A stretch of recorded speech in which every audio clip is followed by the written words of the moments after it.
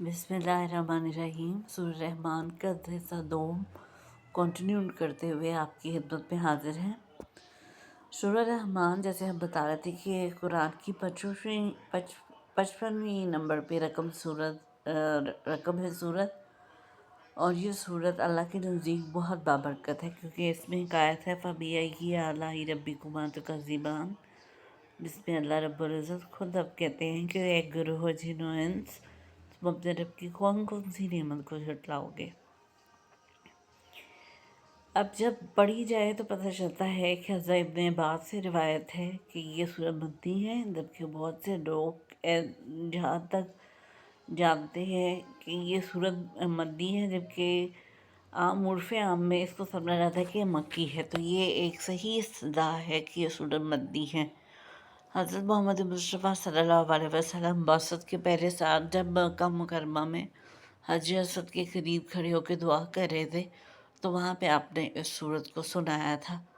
इसके अलावा हज़रत अस्मा बिन्त अबी बकर से रिवायत है कि 10 नबी हिजरी को जब आप सल्लल्लाहु अलैहि वसल्लम ताइफ के पास से गुज़र रहे थे तो उस मौके पर भी वहाँ पर आपने ये सूरत पढ़ रहे थे मुँह में। तो चूँकि ये इनविजिबल थिंग्स होती हैं, जो कि जिन्न है, जो कि इंसानी शक्ल में आए ना आए, ये एक अलग मामला है।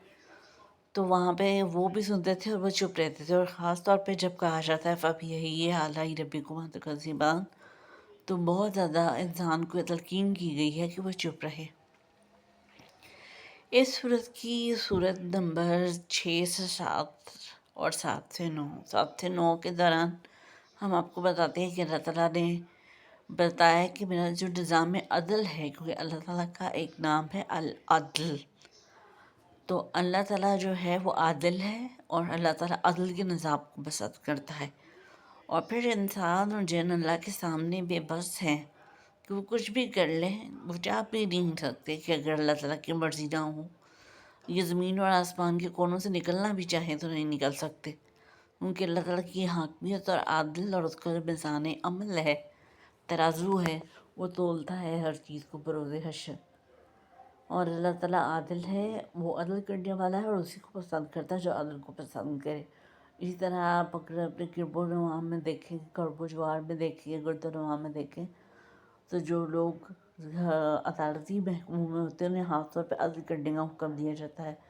फिर कहा जाता है इनको जो उस्ताद हैं, जो कि कानूनदान हैं, वो अदल को अपनाएं, अदल की राह पर चलें। और एक उस्ताद को, एक मुअल्लिम को भी कहा जाता है कि वो अपने उस्ताद शागिर्द को जानते वक्त अदल को अपनाएं। इसके अलावा इसमें हमें पता चलता है जो आखिरी हिस्सा है, जो कि 45वीं सूरत से आखिरी वक्त तक है, उसमें बताया गया है कि अल्लाह ताला ने इस सूरत को जब नाजिल किया तो गिरोह जिन और इंस दोनों को बता दिया कि आप अल्लाह के सामने जब ये सूरत पढ़ी जाए तो खामोश रहे। इसमें हज़रत मोहम्मद से इक़्तिबास किया गया है कि वो सिर्फ इंसानों की नहीं, जिनों के भी सरदार हैं, उनके भी पैगंबर हैं, इसलिए कि जो उनकी तालीमात हैं वो एक दफ़ा हज़रत मोहम्मद सल्लल्लाहु अलैहि वसल्लम का रात के वक्त एक ऐसी बस्ती से गुजरना हुआ जहाँ आप नमाज़ तहज्जुद अदा कर रहे थे। तो कुछ जिन थे जिनमें हमने किरत फरमाई। ये सूरत नाज़िल हुई है सूरह हजर और सूरह जिसे कहते हैं अहकाफ के बाद, इसलिए इसकी नज़ूली मदनी है। उसमें बताया गया है कि आप सल्लल्लाहु अलैहि वसल्लम का वहाँ जब गुज़र हुआ तो वहाँ पे देखा गया कि जो जिन हैं वो भी रात के वक्त जो आपका ज़िक्र था, जो आपकी तहज्जुद की नमाज़ थी, उसको सुनते थे और खामोश रहते थे। और फिर ऐसा है कि अल्लाह का जो अदल का निज़ाम है, जो कि निज़ाम है इंसानों का, और इस सूरत को खिताब करती है कि तुम अल्लाह के सामने बेबस हो, और इसमें बताती है कि मोहम्मद, हमने आपको इंसानियत की जान बनाया, तो जो उनके ये सरदार भी हैं वो हज़रत मोहम्मद ही हैं। ये थी कुछ बातें हैं इसके दूसरे बयान के मुतालिक। इसके अलावा इसमें हमें ये पता चलता है कि इस सूरत में अल्लाह ताला ने बताया है कि आसमान में मीख़ें हैं, और फिर जो ज़मीन आसमान की बादशाही है वो अल्लाह ताला के सपुर्द है। जैसे मैंने आपको बताया था ना, 31 मरतबा पर दोहराया गया है फ़बिअय्यि आलाइ रब्बिकुमा तुकज़्ज़िबान। तो और एक वर्ड भी बताया था। तो इसके सिलसिले में कहा यह जाता है कि हर मुमकिन कोशिश की जाए کہ اسے کسی خاص وقت میں، خصوصاً صبح کے وقت، جب سورہ بقرہ سنی جاتی ہے اس وقت گھر میں لگایا جائے، تاکہ اللہ تعالیٰ دیکھے بھی اور خوش بھی ہو کہ یہاں پہ میرے لوگ بستے ہیں۔ پھر اگر ایسی کوئی بستی ہے جہاں پہ کوئی جنات ہے یا کوئی ایسی چیز ہے، تو ہمیں ان دونوں صورتوں کا لگانا انہیں خاموشی سے نکل جانے سے کے مترادف اللہ کی طرف سے پیغام آتا ہے کہ یا تو آپ یہاں نہیں یا یہاں سے نکل جائیں۔